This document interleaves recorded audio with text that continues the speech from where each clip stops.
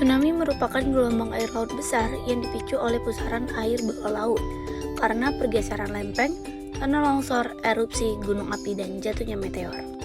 Tsunami dapat bergerak dengan kecepatan sangat tinggi dan dapat mencapai daratan dengan ketinggian gelombang hingga 30 meter. Tsunami sangat berpotensi bahaya meskipun tsunami ini tidak terlalu merusak garis pantai. Gempa disebabkan pergerakan dasar laut atau pergeseran lempeng yang paling sering menimbulkan tsunami. Sebab terjadinya fenomena. Yang pertama, gempa bumi di bawah laut. Hampir 90% peristiwa tsunami di dunia disebabkan oleh gempa bumi yang terjadi di bawah laut. Gempa bumi yang terjadi di bawah laut bisa menimbulkan getaran yang akan mendorong timbulnya gelombang tsunami. Yang kedua, longsor bawah laut. Tsunami juga bisa disebabkan karena longsor yang terjadi di bawah laut. Fenomena longsor di bawah laut dinamakan tsunami submarine landslide. Gempa bumi tektonik atau letusan gunung bawah laut biasanya menjadi pemicu utama terjadinya fenomena ini.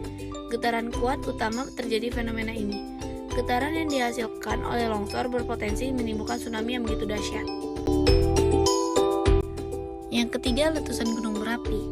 Letusan gunung berapi baik yang berada di atas maupun di bawah permukaan laut dapat menjadi penyebab tsunami.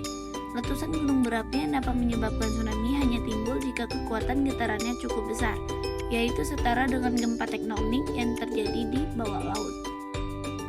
Adapun dampak positif dan negatifnya. Dampak positif yang pertama, terciptanya ekosistem baru pantai berpasir. Yang kedua, sebagai sumber penelitian dan pengembangan wawasan agar terbentuknya upaya mitigasi. Yang ketiga, sebagai proses keseimbangan bumi. Dan dampak negatifnya, yang pertama, adanya korban jiwa, baik luka fisik, korban meninggal, korban hilang maupun gangguan psikis. Yang kedua, hancurnya bangunan di pesisir pantai. Yang ketiga, hilangnya harta benda. Cara penanggulangan tsunami. Yang pertama, menanam tanaman bakau di sepanjang garis pantai. Yang kedua, kenali bahaya tsunami. Yang ketiga, kenali bunyi atau tanda peringatan dini tsunami. Yang keempat, bersama membangun dinding penahan gelombang tsunami. Yang kelima, belajar pertolongan pertama.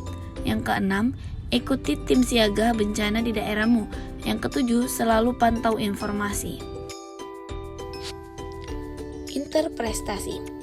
Tsunami adalah serangkaian gelombang air laut yang dipicu oleh gempa bumi. Rangkaian gelombang air laut tersebut datang dalam kurun waktu antara 5 menit sampai 1 jam setelah gempa bumi yang terjadi di laut. Rangkaian gelombang tsunami datang secara tiba-tiba dan gelombang pertama belum tentu merupakan gelombang yang paling berbahaya. Karena kedatangan gelombang tsunami akan berlanjut dan tidak menutup kemungkinan gelombang berikutnya akan lebih besar. Ketinggian gelombang tsunami dapat mencapai hingga puluhan meter.